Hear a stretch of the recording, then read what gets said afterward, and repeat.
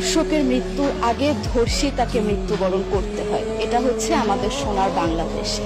একজন ধর্ষকের জীবনের মূল্যটা এত বেশি যে তাকে ফাঁসির মঞ্চে দাঁড় করা যাবে না। আমরা বাংলাদেশে কয়জন ধর্ষকের নাম জানি যাকে কঠোর থেকে কঠোরতম শাস্তি দেওয়া হয়েছে, যাকে ফাঁসির মঞ্চে দাঁড় করা হয়েছে? আমরা কি আদৌ কেউ জানি না। অথচ আমরা কতগুলো যারা ধর্ষিত হয়েছে তাদের নাম জানি। অনেক বড় এই লিস্ট, আসলে অনেক বড়, বলে শেষ করা যাবে না। কুমিল্লার তনু, মাগুরার আসিয়া, 2 দিন আগেও কিশোরগঞ্জে 8ম শ্রেণীর একটি ছাত্রীকে বাসা থেকে তুলে নিয়ে ধর্ষণ করা হচ্ছে। বাবার হাতে মেয়ে ধর্ষিত হচ্ছে, ভাইয়ের হাতে বোন ধর্ষিত হচ্ছে। আমরা আসলে নিরাপত্তা কোথায়? আমার মনে হচ্ছে আমরা যেন আইয়ামে জাহিলিয়া যুগে চলে গিয়েছি।